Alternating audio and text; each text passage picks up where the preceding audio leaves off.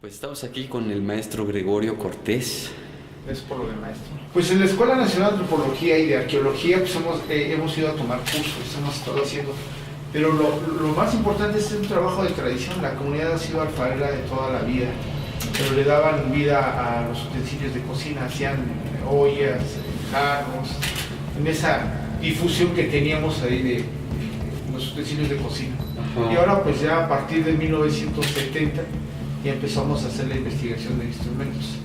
Te comentaba que tenemos la fortuna de ser ahí escuela del maestro Jorge Daje, que fue alumno destacado de Carlos Chávez. Entonces fue una institución, ¿no? Y él sí es punta de lanza en esto, que empieza a investigar los instrumentos musicales desde un punto de vista arqueológico y bueno, también musical. A raíz de la publicación del reportaje estuvieron hablando de Bélgica, unos amigos de Amberes. Oye, ¿cuándo vienes?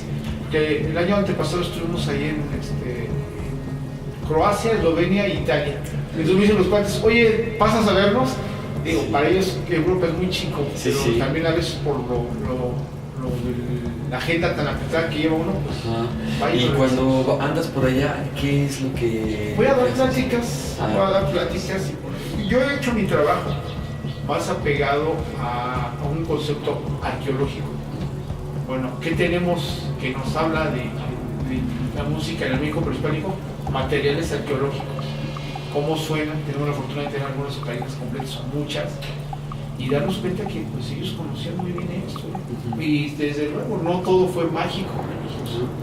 Y esto también es algo que estuve en contra. Chamanismo, no. Vivieron una vida cotidiana, eran tan humanos como somos ahora nosotros.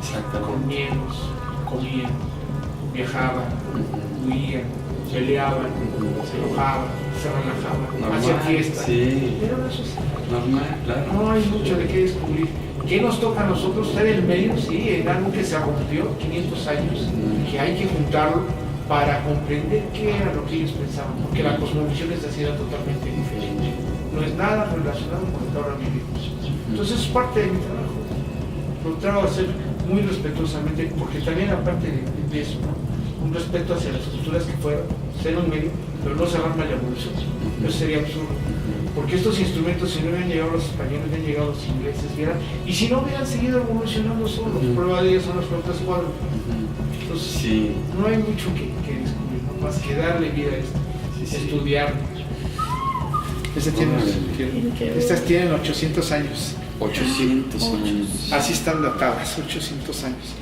Bueno, estoy mostrando aquí a mi amigo Daniel, a su mami, una vasija silbadora. En Mesoamérica hemos encontrado diversas vasijas silbadoras, pero en Sudamérica también se han encontrado vasijas. Y el año antepasado hicimos un encuentro binacional con Sudamérica. Y en Sudamérica hay muchas flautas, pero no tienen boquilla. Y aquí en México sí, hay flautas múltiples y tienen boquilla.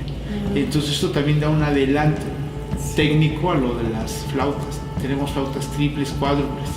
Y en Sudamérica también la zampoña y otros instrumentos pues no carecen. La quena no tienen bocadura. No tienen bocadura, es una flauta, y aquí sí teníamos. Que ya ha sido modificada, la quena original es de 4 orificios también. Sí. Ha sido modificada la llegada de los españoles para poder conjuntarla con la guitarra. Sí, es algo. Entonces esta es la silbadora. Así es, vasija silbadora del Altiplano de México. Aparte llora. Sí, tenemos un perro nahual que se me hace interesantísimo. Yo ahorita no los tengo en existencia. Pero ese hicimos toda la investigación. Ahí le pedimos el permiso a Alina para hacer la réplica y nos los concedió. Y ese, bueno, en otra ocasión te lo mostraré. Además es muy grande. Está padrísimo.